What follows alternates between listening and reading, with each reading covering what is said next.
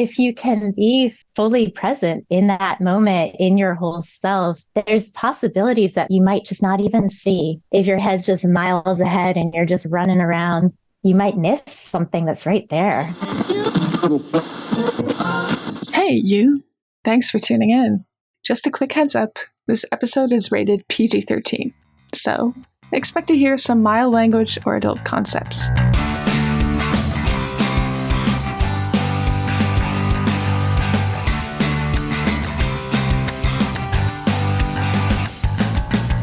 Welcome to Pleasure Central Radio, Jamie. Thank you, Rebecca. I'm happy to be here. I'm excited you're here too. Jamian has been working on my body, with my body, for a few months now, and we've had some really powerful experiences. I wanted to bring her on the show in part because some of the people I've been interviewing recently have had a lot of amazing physical experiences, whether it's been through massage or body work or something else like that, finding ways to calm their nervous system to help their brain and their body recover more quickly. And I wanted to bring some awareness to that and to bring some tips and tricks and ideas that people can use to help themselves connect with themselves and that in that way be able to connect with each other. So, Jamie, and I know you have a ton of wisdom around this. When I bring up this topic, what jumps into your mind? The first thing that jumps into my mind, Rebecca, is getting deeply into my own internal wisdom, my own embodiment, so that I can share from there. That's the first thing that comes to me. We have such a deep well of wisdom and resources throughout our whole system, quite literally, physiologically, but also, spiritually, emotionally. And I think it can be really powerful to have all of that for yourself versus just living in your brain, which a lot of things in our society kind of lend themselves more to just living in one's brain. So. That makes sense. It's interesting that you describe it that way, about getting back into your body to know what you want to say. Can you tell us a little bit more about that for someone that maybe hasn't experienced that before, the way you describe it? I think that when one hasn't experienced that, which I think many people haven't, because many times we're so rewarded for the things that come just from our brain, and I actually recently, I've been in a very embodied life. Started dancing when I was 5. I've been embodied like forever. And then at 40, I went back to grad school. And all of a sudden, there was no real room for embodiment. It was like, you got to produce from your brain. And that's all we want. And I think that what I know about being just in the brain, having been embodied, was that it it it almost felt like I was distant, like I wasn't even, like I didn't even have a body, like I was kind of a floating head. And it was the strangest experience, having never been there. And then after grad school, coming back into my body, I've had even more awareness and appreciation for how much more information I have to live my life through if I can be in my whole self. Now, if one has never been there, which many of us have not, I think that it's hard to really know what that would feel like, because you can hear other people use all these words, but the words are just pointing at the experience. It's a nonverbal experience that we're going to try to talk about today. But it is a nonverbal experience. And so there is almost this like trust. There's almost this like seeing somebody who you feel off of them, this like sense of groundedness, this sense of joy, maybe something that attracts you towards them. You can kind of feel it off of people if they're living through their whole selves. And if you feel even a sliver of that, it's kind of having that curiosity of, okay, something in that person that I can feel. How did they get there? What worked? What is that? And then just having the trust to start doing some of those modalities or those processes that worked for someone else and seeing if what you get from them. I mean, I think initially it's very like, if you've just been in your head, it can just be feeling some sensation in your body. And then going deeper from there. That's really interesting. So your comments are bringing two things to mind for me. One is back in my middle school days, and then probably again in college, there were definitely points where I was much more focused on academic work, and I didn't really care or do anything particular with my body and walk to and from school, really. But it was baggy pants, it was clothes that were clothes technically, but didn't say or mean anything at all.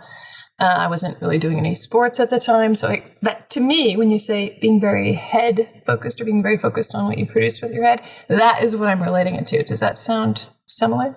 Yeah, definitely. I'm nodding my head, nodding my head about being head focused. Yeah. And I want to say too that in this, there's nothing wrong with being head focused. Like we need our beautiful brains. Like I'll allude to that. And we can have so much more. So there's no shame in, having this powerful being really in your head. And I think the joy of it too is that if you have that ability, it's not like you lose it as you become more aware of your body and your nervous system. And you don't lose any of that ability. You just get more. That makes sense. And then the other thing that it reminded me of, I had this very distinct experience in a park a few years ago. I was just spending some time there in a park that most people are either walking or running through. And there was someone there with their dog. And this person, I wasn't really sure what was going on with them, but they seemed so present and connected. And their dog seemed so present and alert and connected. And I was watching these two beings for 15 minutes, 20 minutes. And this whole time, they were connected to each other. They were connected to the space. They were connected to the strangers as they walked by. And I remember walking away from that experience thinking, these feel like real people. Like, I don't know if I've ever met a real person before until watching them experience life together. And it made a distinct impact on me. And so I'm wondering if what I was seeing and observing is kind of what you're saying about, learning that body, knowing and that connecting, and you're not losing those skills. You're just using them in a different context, in a different place. I love that story. You can't see visual on this, but I was like clapping my hands. I was like, oh, and yes, I think that's exactly what I'm talking about. It's also could be equated to like being really in the now, really in the present moment. Really hard to do that if you are living mostly from your brain. Much harder to just be really there in the moment versus like racing, and there's nothing wrong. We all have moments where we're, running to do something, we're thinking far ahead. These are not bad things. There's no shame in any of that. And if we can also have that capacity to just be fully present. And it sounds like that's what you're witnessing from the human. And it sounds like their dog and the human were like symbiotically fully present. Yeah, it was really cool. It almost made me want to have my own dog. I think dogs could be a great teacher for that because they are like when we're talking about being embodied, there is something more dog-like about it. Like they're so in the present moment and they're so in their full selves. They're not letting their brain detach from. We just, as humans, we just have this capacity to like detach our brains from the rest of ourselves. And we can use that when we need it, but we don't need it all the time. Your story also reminded me of one of the best things that has ever happened in my life. Can I share that? You're nodding. That is actually how my husband and I met. It was from being fully present. We were both in a park in Manhattan, and there were all these people running by, going really fast, just kind of like what you're describing. And I had just moved there and I was all like, I'm going to stay in touch with nature, even though I'm in the city. So I'm like sitting there trying to be all grounded and present, watching the sunset. And then I sensed this energy to my left. And I looked over and there was this guy sitting there and he's like reading and he's like smiling, laughing to himself. And then he's like looking at the sunset. And he's like watching the people walking their dogs. And like this just kept happening. And I got this intuitive sense that I needed to talk to him, but I'd regret it if I didn't speak to him. So I went over and asked him what time it was. And it turned out and we started talking. It turned out he had also noticed that I was really present. He was like, what is that energy?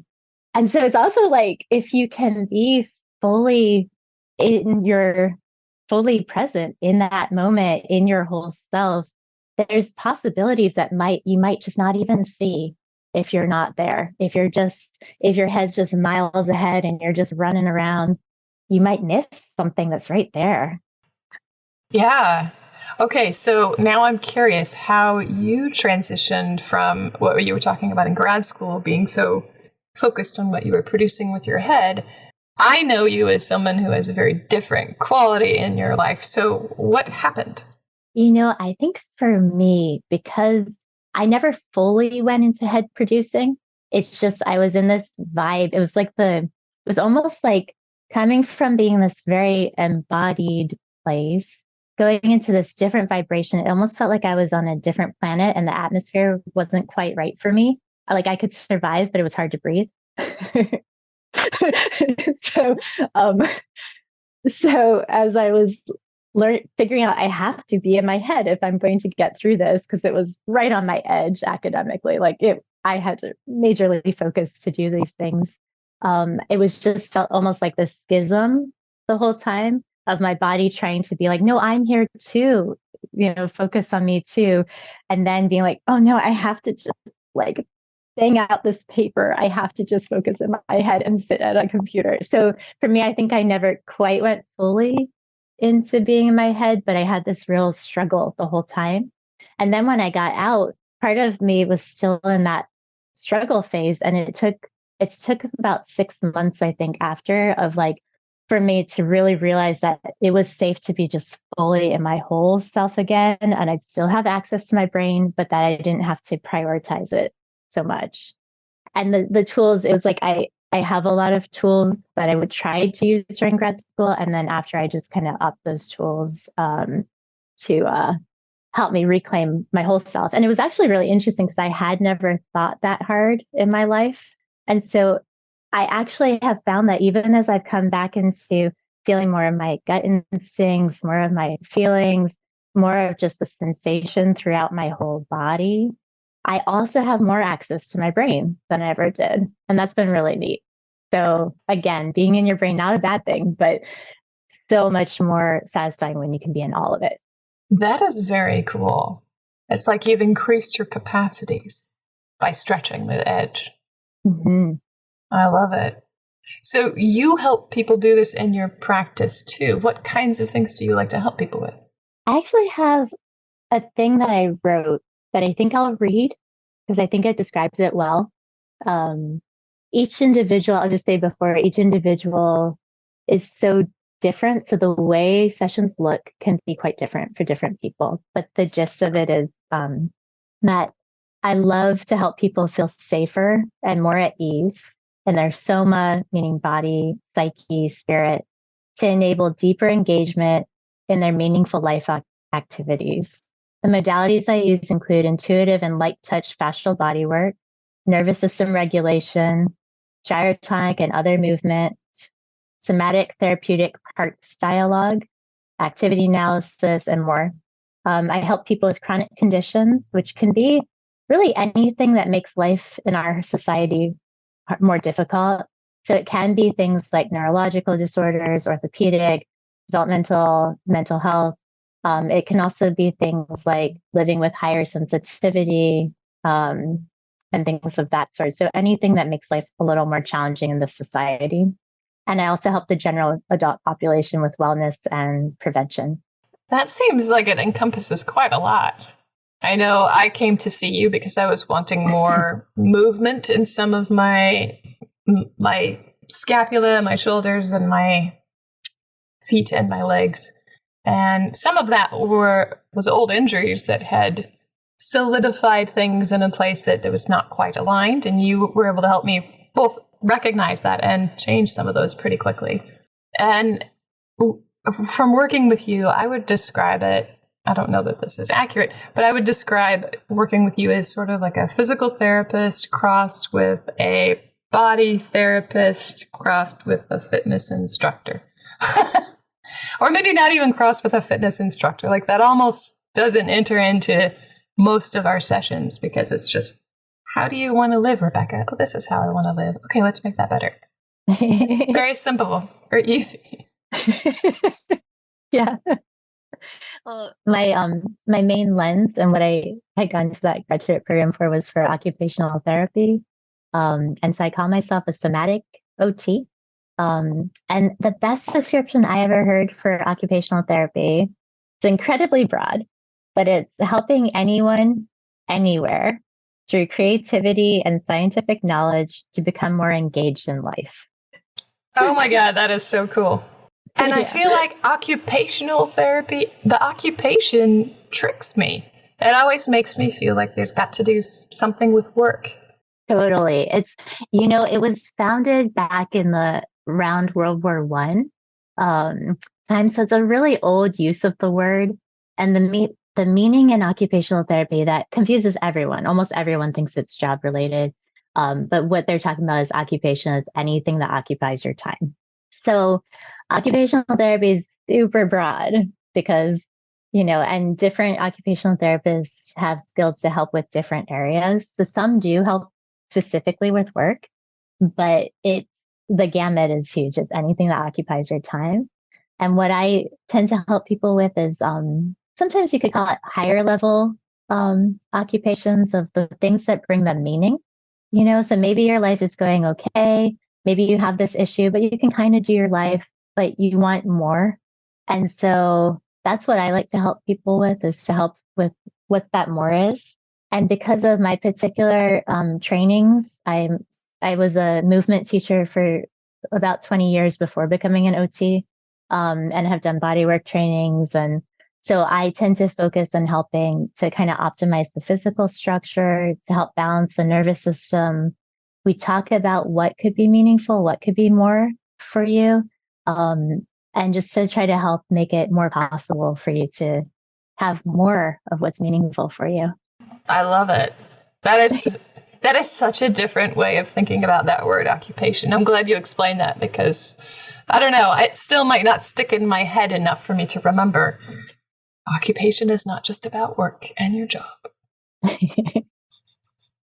So I know in our sessions, I've had some interesting experiences where you'll be touching a part of my body and then asking me what's coming up, and I'll be talking about whatever's present in my life, and then something will release or change or shift, or we'll get some kind of insight or wisdom from a sticky point somewhere. And then, so I have experienced that with you, but I'm wondering, does everybody experience things like that? Is that how it normally works? That's a great question. I'm so glad you've experienced that. That makes me really happy. I wish I had the science in front of me. I'm not great at recalling it, but I have read things about like neuropeptides of emotions being held throughout the body, the vagus nerve running down from the brain to the gut so that there is this literal emotional connection throughout the body. The fascia being very directly connected to the nervous system. Fascia meaning the connective tissue that surrounds all of our muscles and organs. And it's also like kind of a coat underneath our skin throughout our body. It's a very important organ in our body, and directly connected to our nervous system, meaning if we're stressed or we're in fight, flight, freeze, our fascia will literally tense up more, which you can feel sometimes when you get like tension in the shoulders or something like that. And so being able to address what we're feeling and what we're thinking, what images come up while we're in the specific part of the body that we're working to address maybe a more literal physical issue, it just takes the work much further than if we just kind of lay there and say, do something to me, massage therapist or something, Fix me, darn it. Exactly. And so it just makes the work much more full. And I will say that this work is very distinct from psychotherapy. We don't usually go, unless, a client might start talking about their past, but that's not the purpose. The purpose is to have the direct somatic, the body experience and notice what comes up for us in the body experience. So it deepens our embodiment, our sense of being in our whole self. Um, and as an OT, one of the reasons I chose that profession is that mental health and physical health are in the scope of practice, but they're in the scope of practice in the context of helping us engage more in the meaningful occupations in our life. So that's how I'm using that. So not psychotherapy. A lot of my clients also do psychotherapy, but this can help us integrate into ourselves on that physical, emotional, nervous system level. So I don't think I answered your question yet, though. I just went on. That's okay. You can have time to keep answering. Thanks, Rebecca. But your question, I think, was about if that's what everybody experiences. Everybody kind of comes in where they come in, and I just try to meet them where they're at. So some people come in and they're very much like, I have this physical thing. I just really need help with this physical thing. And they're not necessarily interested in or wanting to go into more of those curiosity questions about the rest of themselves. Other people come in primarily because they're in more of a stress state or they're distressed about something, and they're kind of feel off in their whole body because of this. And so that becomes kind of trying to integrate becomes more of the focus. And then there's a lot of people who are kind of in between where they might come in for physical, but they're really curious and open to exploring how everything can integrate more. Yeah. So I basically, all of those tools are available for people, but I also really value meeting people where they're at. And I don't put my agenda on them. I just kind of introduce the possibilities and see what they want to do. That's powerful. Self-directed healing. Yeah. So you've mentioned things about your nervous system a few times already. And I have friends with autistic children, and I have a lot of people in the tech industry that I spend time with. But I don't really know what nervous system is all about. I hear it talked about a lot, but I don't really know what it's about. So when you talk about something that's calming your nervous system down or that's helping you get through something, what does that mean? That is such a great question, Rebecca. And I'm realizing that I haven't really answered that very much because I've been in a world where people are just like, oh, of course, duh. Like, but it's not an of course. If you don't know, if you've not talked about it, you know about it. Yeah, I think that's why I don't know what it means, because it gets thrown around and everyone's like, oh, we all know. I'm like, well, kind of, but do I? It's a great, yes, true. And I realize I think I don't have off the top of my head a lot of great words about it, but I have one thing that I'll say, but I don't have a ton of great words about it. It makes me think I should write something about it because I am not able to like pull off all the things I've read about it.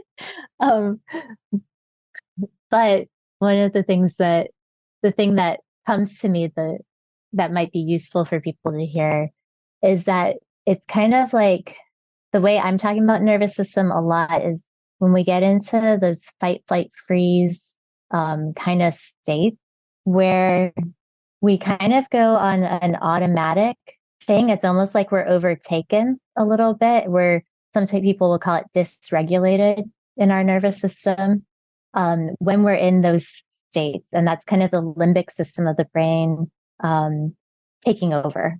And it takes over because we're still mammals. As much as we have developed all these things, we're still animal bodies, you know? And so I usually think of when there's kind of an issue in the nervous system, it's that kind of state taking over or chronic stress. And we just can't quite let down, like we can't quite relax in ourselves.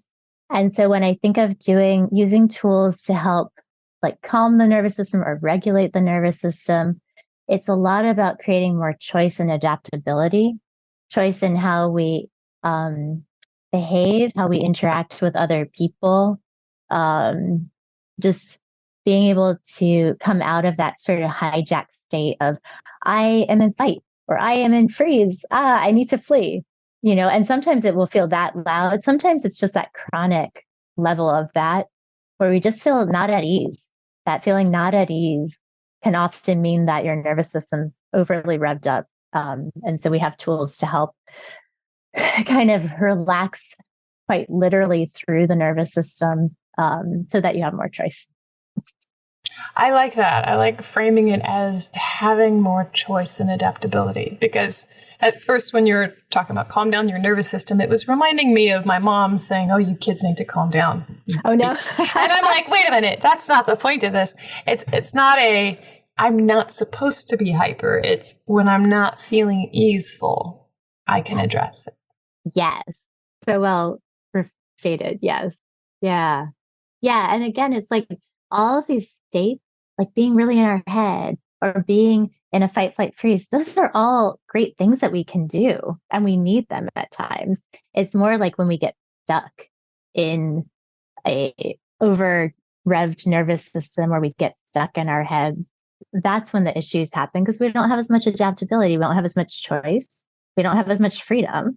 And when we talk about like partnership with other people, it affects how other people relate to us because we're all mammals. We're all feeling off of each other what's we're sensing, what's happening, and it affects how we interact. Okay, Jamian, one of the ways that I have learned about nervous systems and how important they can be is the friends that I have that have kids that have some kind of nervous system problems. They need extra attention in school, or they need extra heavy blankets for being able to keep calm, or something like that. The work that you're doing, it sounds like you're focusing more on adults than on children. And as we're healing ourselves and our nervous system, I'm sure that there's a lot of need for, as an adult who might be having a nervous system problem or some sort of a nervous breakdown, that may not be the right word for it, huh?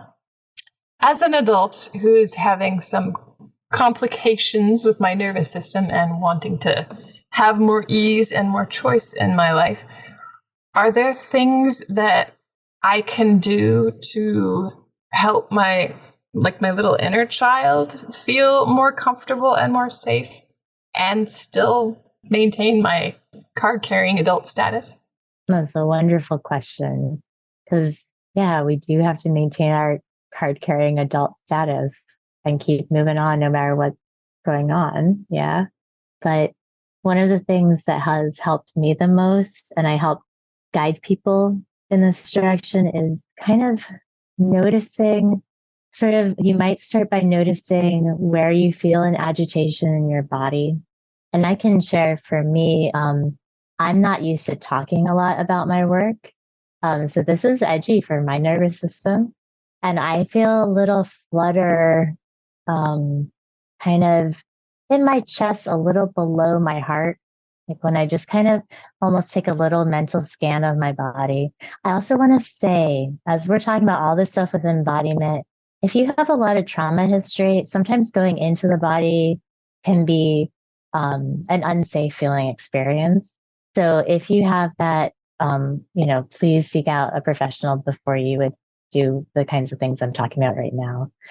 But what I'm noticing, and in a session, I might help a person feel in themselves. I'm noticing a little flutter kind of under my heart. And I just feel this little tinkle, this little fluttering sensation. And I'm just letting myself kind of breathe into that feeling. And with as much kindness and kind of keeping that adult me here, almost like I'm parenting my inner self. I'm just sort of letting it know that I'm here with it. And just seeing if with that flutter sensation, with that part of myself, and just seeing if it has anything that it wants me to know, if it needs anything from me, if there's like a certain movement, or if there's like, if I push on it, does that help? Just kind of giving, just almost like it's this little child that I adore and I'm just taking care of. The bigger grown up self has the capacity to just be with that little part that feels fluttery, that feels a little something going on. And a lot of it is just giving it time and our full attention so it feels seen. And I can feel in myself when I do that, it actually starts to calm down. Now, I've practiced these techniques for many, many years, so I can do that in myself in the moment. If you can't, if I'm saying this and you're like, that's too much. I'm not going there, or I don't feel anything, or whatever. Or I don't know what she's talking about. That's totally cool. If you have any curiosity about it, seek out someone who can help you go there. The type of work I do, or going to a psychotherapist if you have a lot of trauma. There's sometimes even people who are somatic psychotherapists who have a little more body orientation in the psychotherapy work. Um, Coming to my work is more hands-on work with movement and body work and looking at these things. So listening to yourself and seeking out a little help if that feels hard to do. And if it feels doable, then starting to use that kind of tool for yourself, just take it with you as a party favor from this show today.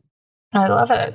Well, Jamian, it was such a pleasure to have you on the show. I look forward to having you back again someday, and we can talk more about our nervous systems and how we can give them tune-ups and keep ourselves in great shape with lots of ease and adaptability.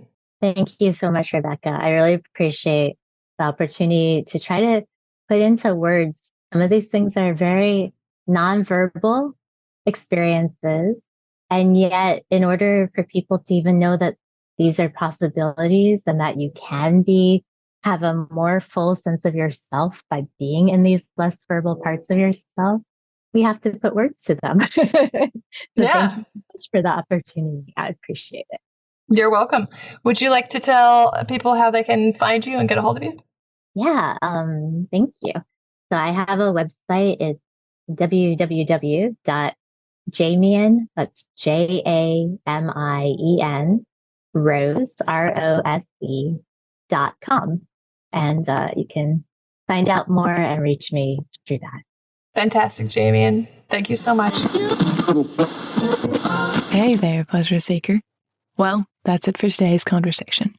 Here at Pleasure Central Radio, we love using conscious communication, science geekery, and copious amounts of true pleasure to improve our partnerships, our money, and our love lives. And we hope you do too. If you loved what you heard here, we'd love a review. You can do this easily on podcast players like Spotify and Apple Podcasts. It only takes a couple of seconds, and it's an easy way to help more people discover the show without you having to actually bring it up with them. To hear other episodes of the podcast and get notified immediately when a new episode is released, follow me on your favorite podcast player. Find out more and get in touch at pleasurecentralradio.com. Your thought to ponder today is: there's nothing wrong with being head focused. Like, we need our beautiful brains, and we can have so much more. So there's no shame in having this powerful being really in your head.